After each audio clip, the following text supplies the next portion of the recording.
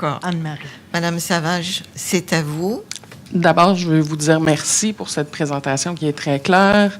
J'apprécie beaucoup de voir à quel point vous faites un effort là, au CPM pour rendre cette consultation la plus accessible possible, incluant d'intégrer la parole des personnes premières concernées. Donc, merci. On l'a dit, vous l'avez dit, les collègues de la Ville, les personnes de la Ville, l'itinérance, c'est un phénomène complexe. Ça touche plusieurs angles.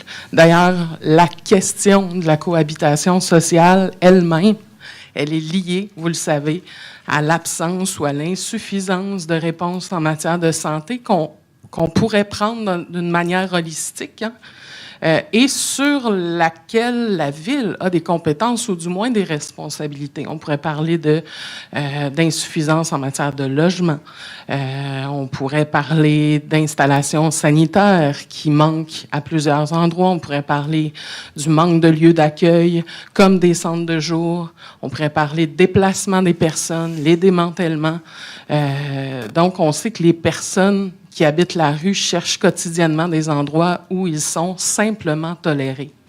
Le mandat actuel, qui est bien campé dans la question de la cohabitation sociale et toute la mécanique autour de l'implantation de ressources, ça donne l'impression aux organismes communautaires que l'ouverture de ressources essentielles est en soi un problème, que l'harmonie qui est liée à leur implantation est garante de la qualité du travail qu'ils font. Plus encore, le mandat peut donner l'impression qu'il est tout à fait légitime de mener un combat pour empêcher l'ouverture de ressources essentielles qui répondent à des besoins de base et viennent pallier à des dénis de droits fondamentaux pourtant protégés par nos chartes. Le mandat s'intéresse donc davantage au sentiment de sécurité, aux craintes, à l'insécurité provoquée par la présence d'une ressource en itinérance, plutôt qu'aux effets de l'absence d'acceptabilité sociale sur la vie des personnes en situation de marginalité urbaine, sur la survie des organismes qui voient leur financement remis en question lorsque les réponses qu'ils déploient sont politiquement trop dangereuses. L'ambition, vous en parliez juste avant, le milieu communautaire en a.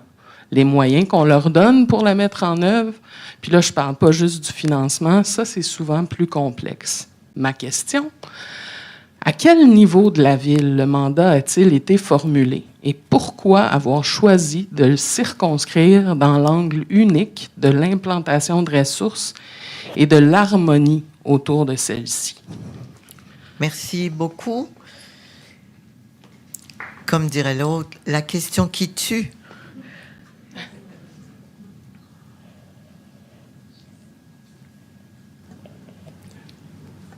C'est à vous, Monsieur Pagot. C'est à nous.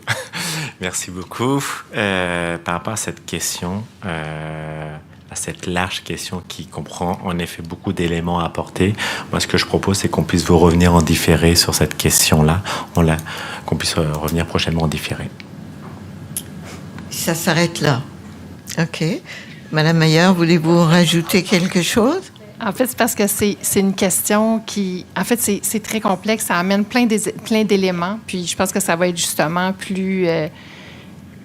on va avoir une meilleure réponse, une réponse plus juste, en fait, à votre question. Qu'est-ce que vous voulez dire en différé? Ça veut dire qu'on va vous revenir par écrit.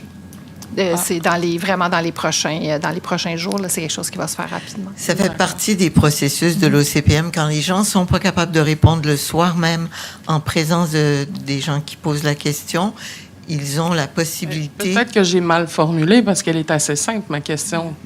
D'où vient le mandat? Qui l'a formulé? Donc, est-ce que c'est le niveau politique de la Ville? Est-ce que c'est la SDIS? Est-ce que c'est à un autre niveau?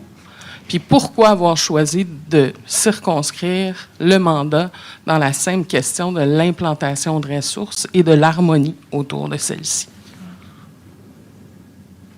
En fait, ce que je pourrais dire, c'est que malgré que la question peut sembler simple, elle n'est pas simple à répondre. Et vraiment, on va préférer pouvoir vous revenir par écrit sur cette question-là. Merci. Est-ce que c'était votre seule question, Madame Savage? Absolument. OK. Alors, on va lire avec attention la réponse